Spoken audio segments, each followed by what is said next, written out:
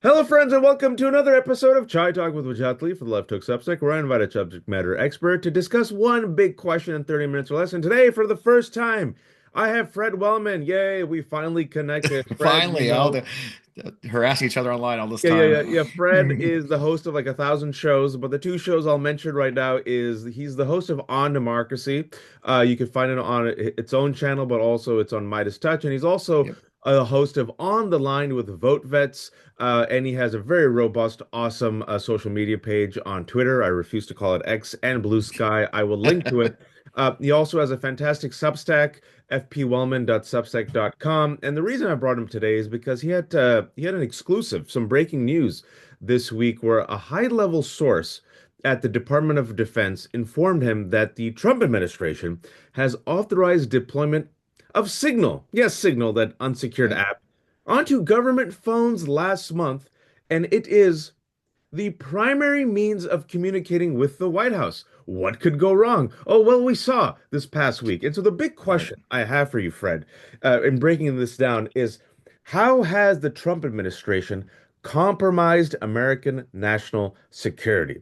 And that big Yeah. question, let's focus it on Signalgate, right? Let's just set lay of the Yep. land because what's common to you and me isn't common to everyone. True. Jeffrey Goldberg, editor-in-chief of The Atlantic, has now written two articles this week detailing how he was accidentally invited to a Signal chat with Trump's cabinet, which includes the vice president, which includes uh, Pete Hegseth, the Secretary of Defense, Mhm. which includes the National Security Advisor, which includes the CIA Director, which includes the Secretary of State. He was on. Nobody knew he was on. They shared classified information, literally Mhm. the military strikes, Yep. details about the strikes that the United States did on the Houthis in Yemen. And then he left. I think he announced that he left. No one seemed to really care. And now he has all the receipts. Extremely, extremely unflattering, also potentially illegal in violation of the Espionage Act, regardless of your intention to recklessly release this information. One of the individuals, the Middle East envoy, was in Russia. Mhm. And last week or so, the Pentagon told the Trump administration, everyone in government, hey, Signal is unsecured and prone to being potentially hacked by Russia or China. And you came out with the Substack, which said the Department of Defense said, "Oh, by the way, everyone, let's just chat on Signal." All right, Yep. Fred, take it away. Where do you start? How much time we got? Yeah, it is fascinating to me. I mean, to dig into it, I'm a retired Army officer. I spent 22 years in the Army. I did 4 combat tours, so I approach everything from that perspective of what is classified. So when it came out, the idea that these things they were talking about were not classified is ludicrous. I mean, just the conversation itself existing was classified. But what I found fascinating in my story, what came up was a senior officer reached out to me and said, "Hey, you're not going to believe this, but." We're authorizing you actually because I had said originally it's kind of like my cousin Vinny, right? Like the defense is wrong because one of my things was they're not authorized to use Signal, and he kind of goes, "Well, you're kind of wrong, actually." Am I wrong? What do you mean? He goes, "No, no, it's authorized. The DoD is authorized the use of this." He actually had a senior officer, say to him directly, "Hey, we need Signal on our government phone because this is how we talk to the White House," and that's a quote. And you're like, okay, there's layers to that. One, yes, Signal while is encrypted, it's not secure. Those are two different things in the world of top secret information. There's secure and there's encrypted, but those aren't necessarily the same thing. I had a top secret clearance when I was in the Army. I had to work with information in a top secret facility, what we call a SCIF. Yep. You don't just text it. And what struck me when I saw the especially the entire chat when I saw the entire chat including the stuff that Pete Hegseth sent which they denied was classified and still deny was classified. One thing struck me very quickly was it was so well typed. Like I don't know about you, but I can't. My little phone here. I mean, I'm fat fingering this stuff. There's usually 5 or 6 typos. If you It's like a look at what copy paste. Hegseth, right, exactly. He copy pasted. So that tells me that he had Signal on a device that he also received the strike plans on, and he copied and pasted those into Signal, and that really set my hair on fire. It's like, okay, hold on now. So wherever this information was, and they're playing this stupid game. Well, it's not a war plan. Okay, it's a strike plan. Any idiot. I was a pilot. You can see I've got a helicopter back here. I flew helicopters in the Army. Just saying that there's, that launch times, the targeting times. Imagine if this had fallen in the hands of the Houthis. They could have moved the targets.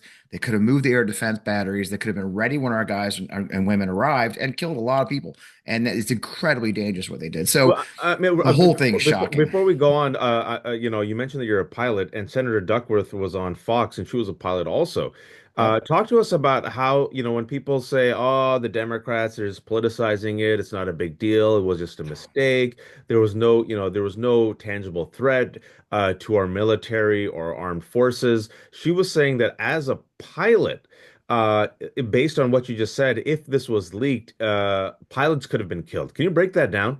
100%. So what we know from the timeline is that Heggs has sent that update with specific strike times and targets and packages, F-18s, MQ-9 Predators. He literally said what type of aircraft will be flying in from the aircraft carriers to present these strikes. That was sent 2 hours before the strike started. In other words, if our enemy had received that information somehow, now we know the Russians have been giving the Houthis targeting information.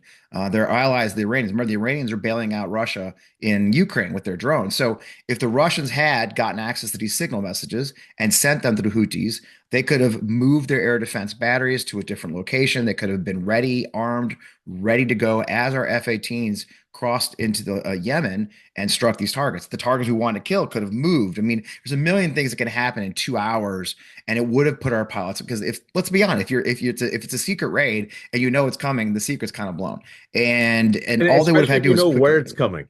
Exactly, and what target you're going after, and so it's just incredibly ludicrous to say this wasn't classified and it didn't endanger military lives. It absolutely endangered military lives. And what's frustrating is all this bullshit alpha stuff about, oh, we're all about the war fighter, we're the war fighter. The fact they're still going on and on about what happened in Afghanistan, which was a terrible tragedy, losing 13 Marines and a sailor. But these guys literally endangered just as many people, if not more, by just casually talking about these attacks on Signal. And then if you look at my article, there's also, if you notice, there's more than one iteration. For example, Marco Rubio is listed twice. Well, that tells me he's probably using his government phone, which is one signal, and using his civilian phone, which is a okay. But So her emails, but her right. emails. Right. And so that's what makes me so crazy. The way they're trying to dance around the fact they refuse to acknowledge that they were using civilian phones. If you remember Steve Witkoff, if you mentioned that one of the things I did when I first noticed this was I ran the timeline. And of course my math got screwed up a little bit, but at least he was invited to the group while he was still in Russia. Okay. He was sent the invite by Waltz while he was in Russia. Now Mike Witkoff Waltz, National Security Advisor. Michael Waltz set the group up, and he invited all these principals, they call them, into the group while Witkoff was in Russia. So Wall Street Journal ran with that, and Witkoff, to prove that he's innocent, because the point a lot of us were making was, if he's in Russia with his phone, the Russians, I mean, if you're using, we're not supposed to bank on Wi-Fi at the coffee shop, right? I mean, you could assume you're hacked if you're in Russia. So he got mad, defended himself by saying, no, no, no, that's ridiculous. I would never do that. I only had my secure devices given to me by the government when I was in Russia. And I didn't answer that group until I got back to my personal devices at home. So he, right, classic Trump administration. So while he's trying to put one bad story away, he created the confirmation that he's using his personal devices to have conversations about national security matters. And so that's what's going on. That's what, for me, as a guy who is a service member, my father was a service member, my son's a veteran, my son-in-law still serves. It really makes you think these people have just simply no respect whatsoever for the danger they put our service members in while they talk a good game. But absolutely, 100%, it's a classified conversation. And of course, and you're probably going to ask about it, but the other thing that struck me, I know it struck you too, is nobody would put, when they started that conversation, nobody said, "Hey, man, we should move this off a signal." Right. Right? I Right. mean, they were very comfortable on that. And now we know why. Uh, you know, uh, a question I have then is, can you backtrack and let us know how should this have been done properly? Right. So it started off the way they create the principals group, which is the necessary cabinet members are going to be involved in this operation. I still don't understand why the Treasury Secretary is involved, for example, or the Homeland Security Advisor for Stephen Miller. But neither here nor there. They create a principals group, and these people, every one of those cabinet secretaries has a team with them that has secure communications. They have mobile secure communications. They're not very convenient. They don't have easy messaging chat on them. It's a little bit, but they should be using skiffs. They should be using what we call the zipper net, with the internet that's only secured. There's an air gap between the zipper net, the secure internet, and the regular internet purposely, so you can't just copy paste. Those government devices don't allow you to copy and paste those secure devices. They Mm. don't allow you to download apps without authorization. They don't allow you to take screenshots. So they're a little inconvenient compared to what using my iPhone, right? And so the portal process is a little bit more painful. You have to use the skiff. You have to have these conversations in your, like, the DNI has got a skiff in her house. I guarantee it. They all do. Every one of these cabinets, the NSA or somebody goes into their house, FBI, I don't know who, and they actually create a room for them that they secure, and they have all their classified information there. They have aides that handle it for them. It's just inconvenient. You can't do it while you're on a plane. You can't do it while you're out to dinner with the wife, right? And so um, it's just inconvenient. Which But you there is a shouldn't. Which process, you shouldn't right? do it because Right, right. it's like this is life and death stuff. And I'm glad you It should broke be that down. inconvenient, right? I'm I glad you mean, broke that down because people need to know there is a protocol. There is a yeah, protocol to ensure that this type yeah, of life and death situation, confidential information that it entails national security, military strikes, is done in a way that it doesn't leak. Which right.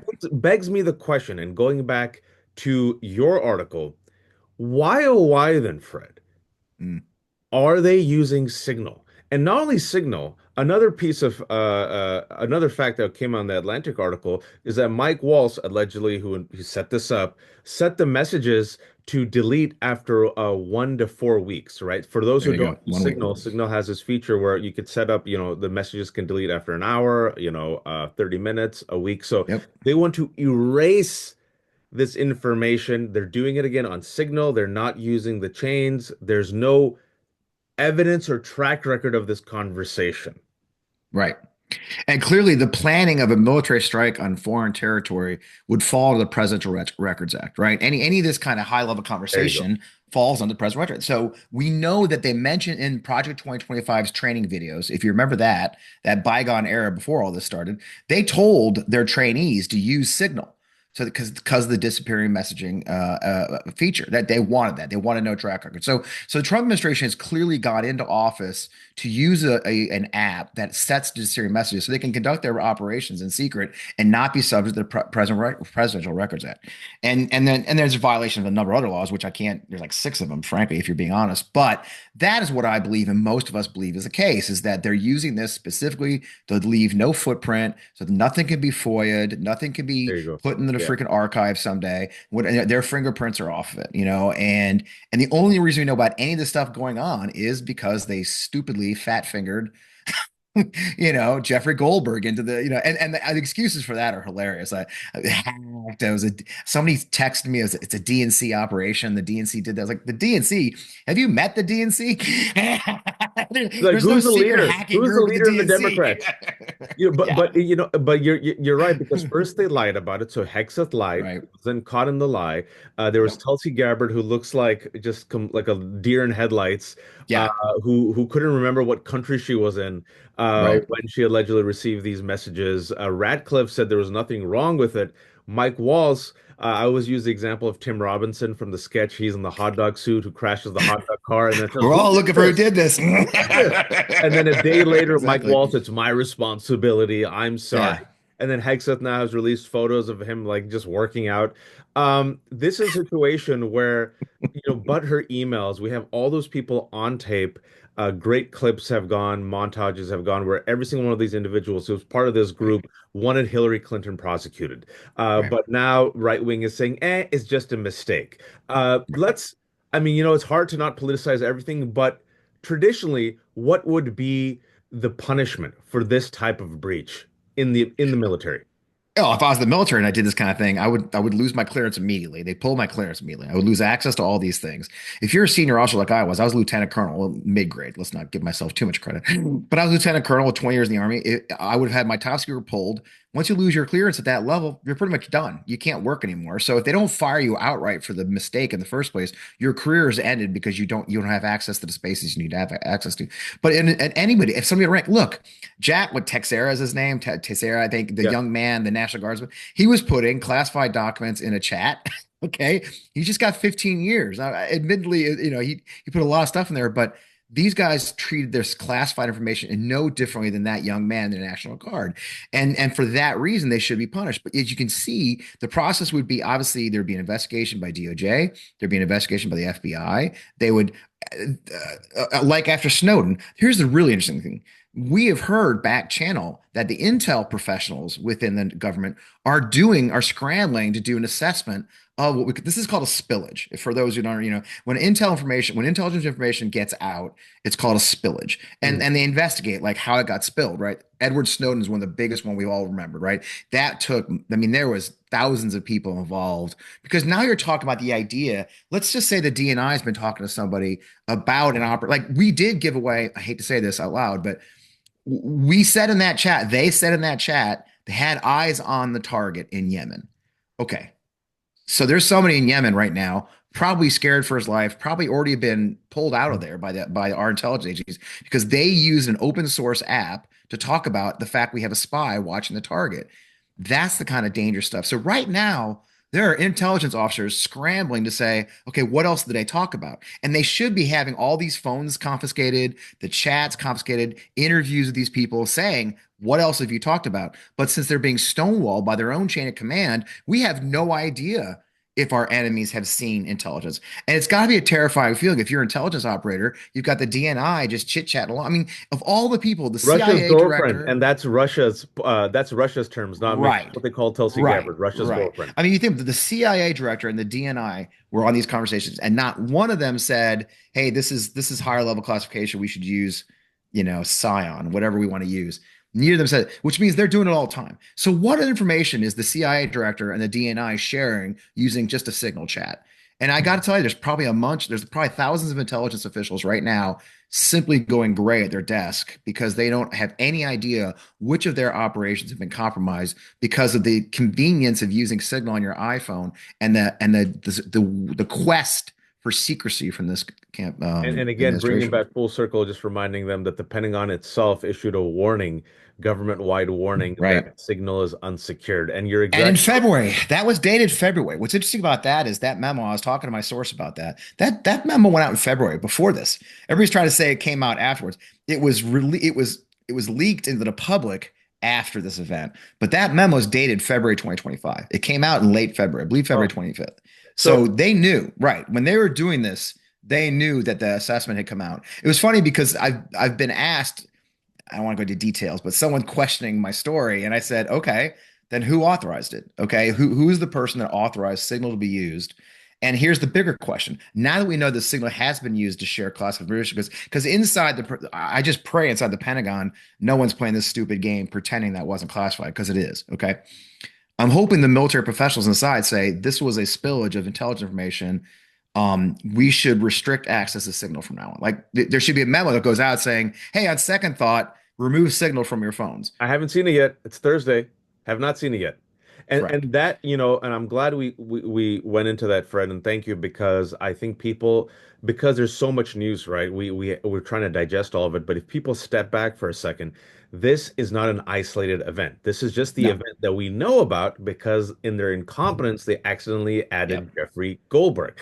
They are probably planning multiple operations, both domestic and foreign, Yep. through Signal revealing all sorts of confidential information, exposing our national security, our domestic policy, our foreign policy. And like you said, a lot of these agents who are undercover, a lot of our allies that we depend upon, who are probably now scrambling for their life, right? Right. Because probably in Yemen, they're like, all right, we got a leak, we got a mole, let's crack down. Yep. It doesn't make any of us safer, but we have the world's most incompetent people in charge. And that's what pains me is that we're going to be destroyed by the dumbest people on earth. I was That's telling it. That's it. I was telling my co-host, I'm like, if Doctor Doom or like the Kingpin or like Lex Luthor kills you, you're like, all right, respect, super villain. But this is like the henchman who kills you, and you're like, God, I got done in by the dumbest people. The Uh, what dumbest al- people, what also concerns me is that Donald Trump lies like he breathes, but he says I had no idea. And in a strange way, Fred, I kind of believe he has no idea what's I do happening. too. Because in I addition, don't believe he knows even what signal is because he kind of hinted at it. If you remember, he said, sometimes the signal gets broken. It's like, okay, he has no idea what we're talking about. yeah, and also if you mentioned that he had no idea that four Americans died in Lithuania during the training exercises. Right. So, question for you. Is it better or worse that Donald Trump has absolutely no idea what's going on right now? I think it's worse, to be honest with you, because you know why? That means Stephen Miller. If you look at that chat, it felt like Stephen Miller was the acting president, right? I mean, Mhm. they had a robust discussion. The vice president himself said, "I think this is a bad idea." Blah blah blah blah blah. But That the was a very last good point. person, Can you right? mention, can you expand on that? That how So they Vance had a conversation. actually The, went the against the vice president? president, JD Vance, expressed concern about this strike. He thought it was too soon. He wasn't sure if it was ripe yet, if you will, or whatever you want Would to wait a call it. month. Right, wait a month. So they had a robust discussion amongst themselves. A couple of people, a couple of the secondary people came in saying, well, here's why it's good, here's why it's bad. There was a robust discussion about basically, I guess, extorting Egypt and Europe for doing them a favor, which is a whole other can of worms. But what I found interesting in that conversation was the last person, the person who, if you've ever been in a meeting, right, you've always been, there's always these conversations, these robust conversations around the table. And then at some point, the person who's really in charge puts their foot down and says, okay, good discussion. Here's what we're doing, right? That was Stephen Miller, okay, who by official title is counselor of the president, like a Homeland Security advisor to the president, something, he's a political advisor to the president. And he literally said, no, the president greenlighted this, it's a go. I just found it interesting. So this is, does Trump even know what's going on? I mean, does he have any clue? I mean, at least one thing with Trump is he does get in the way. Right. But if they're just having, I mean, I was struck by the very first day in office when he had never seen any of those executive orders before. And they're handing them to him. He's like, oh, look at this one. I mean, I always laugh. You'll appreciate it. You talked about the guy in the hot dog suit. I always think of the scene from Blazing Saddles because I'm older than you are, brother. I remember And the that scene in movie. Blazing Saddles where the governor, remember the governor? He's like, work, work, work, oh, It's just hello, Mel girls, Brooks is exactly, playing at the thing, and his assistant the just keeps, ball on the string with the paddle. Harvey Korman just hands on the stuff. Yeah.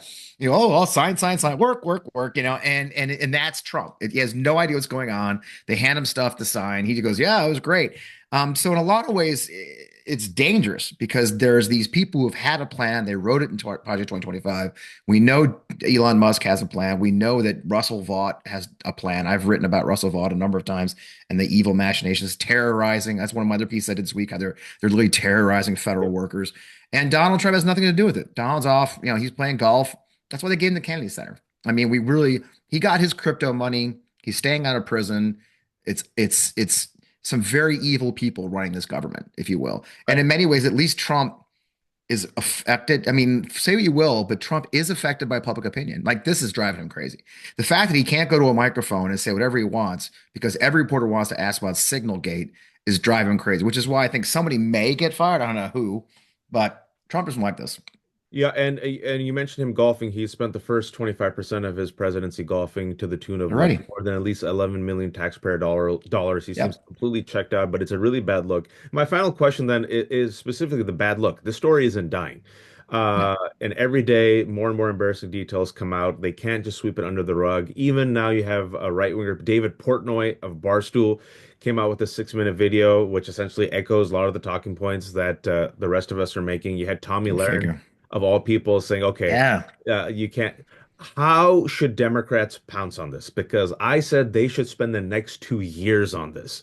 They Yeah. should not stop to protect our democracy, our national security, but also smart politics. Right. I remember Benghazi. I remember Emailgate. Yep. What advice would you give Democrats to take this moment, not just to attack Trump and expose their idiocy, but also to protect our national security and our Well, troops? that's it, right there. And the question I've advised every member of Congress I know, whatever committee they're on, it's like, hey, Secretary of Veterans Affairs, are you and your leaders using Signal to communicate to avoid the presidential second? And what are you sharing on Signal? Can you testify today that you're not hiding things from us, Mm. right? That kind of thing. Like, who's talking to Elon Musk? How are you talking to Elon Musk? We know Elon tweeted, use Why are you Signal. talking to Elon Okay, Musk? yeah. How are you talking to Elon Musk? And are you avoiding our president? Like, we want to subpoena you, right? Constantly keep pounding it. The thing that I've been asking, my next piece I'm writing, I'll give you a preview is, look, Please. this isn't going to be a victorious war. This battle is to save our democracy. That's There's right. not going to be this moment where we overthrow Trump and then we raise the, I don't know, red, white, and blue flag on top of the Capitol, say we've won. It's a war of attrition. It's That's right. Ukraine. You know, Ukraine was supposed to be a 3 day war, then a 3 week war, and now we're into 3 years. It's bloody, it's messy, it's exhausting, but it's a war of attrition we're in. And you're right. We have to exploit any opportunities we have for their weakness. We have to exploit their failures and their mistakes. We have to exploit them for the sake of our country and the safety of our men and women who serve, not to and everything we do. And so I've been telling my Democratic peers to just go after it hard. If it Figure out which part of this affects you. Let's say you're on the agriculture committee. Well, again, are they using Signal? I mean, illegally? Are you avoiding the presidential? I mean, whatever way you can do to exploit this, because they clearly are using it as the way to avoid oversight from the Congress. So, no, I agree with you. I think there's a lot there. I think there'll be more. I think there's going There'll to be more. be more mistakes. We're only 2 months in.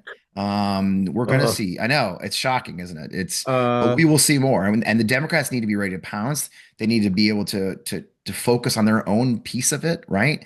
And then spread it across their own thought. I think there's a lot there, but we'll see. We'll see. no, and I appreciate you saying something that I've echoed that this is a long walk for people who think Yeah. this is going to be magically turned around in 2026 and 2028. That's a Yeah. delusional. This is for you and me, the old heads. This is a generational project. Yeah. They have dismantled already so much in 2 months. It doesn't. You just can't, Yeah. turn the light back on. Right. And Or go hopefully, back to normal. I swear yeah, to no, God, no. I will And not going back to vote or normal, support a for candidate. many of us, Yeah. normal wasn't that great. So it's not about That's restoration. right. Yeah, they don't look. A lot of people don't look like me. Yeah, they're like, nah, dude, I didn't want even want that, you know. And again, I think one of our biggest failures in this last administration was this idea that if we just acted normal again, it would be fine. And we know. I mean, I have a friend who's a sociologist, and he told me 4 years ago is the thing about when norms are broken, Fred, it's a penetration drill, and when the norm is broken, wherever you stop is the new norm unless you bend it back. And to bend it back in our case, you rewrite laws, you send people to jail, right? But if we just say, well, okay, no more of that, now we're normal. Well, now we went from Goya beans being outrageously a violation of the Hatch Act to running a Tesla sale at the White House. I mean, you know what I mean? Because we didn't prosecute anybody for that. We didn't fix the Hatch Act so that it wasn't up to the president to prosecute his own people. Again and again, so I tell you what, man, when it comes to this next presidential race, if we have one, the one guy who says, no, we're just gonna go back to normal, like rule, norms and traditions. I'm gonna say, fuck, no, Yeah, dude. peace out. No more norms and traditions, bro. I want to see you better hire an AG that's gonna prosecute all these assholes. I want to see a truth and reconciliation committee, et cetera, et cetera, et cetera. Yeah, we need fighters. And right Yeah, now, this week, for the first time in the Trump administration, it is comforting to see these Democrats actually yeah, take them to the woodshed, and they rightfully are. so, based on ethics, based on values, based on, literally the rule of law. Fred, it was Yeah. a pleasure finally talking to you, sir. Likewise. Thanks so much for your writing. Thanks so much for your speaking out. Thanks so much for being a veteran who cares about our troops and Yeah. our national security and our freedoms. Fred, shamelessly promote yourself to our audience. Yes, yes. Well, I'm amazing. Well, you mentioned the Substack, which is booming right now, fpwellman.substack.com. Really proud of that. It's totally free. Paid subscriptions are by choice if you want to support our work. I Just like love the my new left hook, Sunday show. we're fools. What's that? We're terrible Yeah. capitalists, just We're like idiots. life. I know. I suck at this job. But anyway, I want people to see the information. And then, of course, my Sunday show, I'm really proud of. We got our own Sunday show to compete against the networks every Sunday morning at 11 a.m. on the On Democracy channel, which is On Democracy channel on YouTube, as well as my Substack. And we have amazing guests. We also have a few laughs. We have actors and comedians come on, and because we can't just be dour in this moment. Some of the darkest humor you've ever meet is veteran military people in combat. And that's the way we have to do it. And of course, every Friday night at 11, I've got my show on Democracy's FP Woman right on the Midas Touch Network exclusively. I'm really proud of their working with those guys. Matter of fact, I think I'm interviewing. According to my email, I got Senator Andy Kim. So Oh, great. I'm gonna interview Andy tomorrow and get that the show tomorrow night. So just really cool time to be in this. And of course, if you are a veteran or a veteran supporter, I can't emphasize enough how much you should support Vote Vets. That's votevets.org. I host their YouTube channels, but they are really in the fight trying to push back against the damage being done to our veterans with Veterans Affairs, the firing of thousands of veterans across the government. Vote Vets is right in that fight. So I'm really proud to be a part of their organization as well. And ask Andy about his Millennium Falcon Lego set. Let's see if he's made it. Yeah, I know. We talked about that because I interviewed him during the campaign, and we talked. He's a big Star Wars guy, like we are too, and I just love it. I'm sitting here looking at my. I have a wall of Star Wars art that isn't on camera. So Well, there we go. next time we'll I geek out will. about that. I Thank can't you, wait. Fred, for joining us. Thank you for all Thanks your you work, too. and everyone else. As always, stay kind, be good, and please, oh please, don't be a fascist.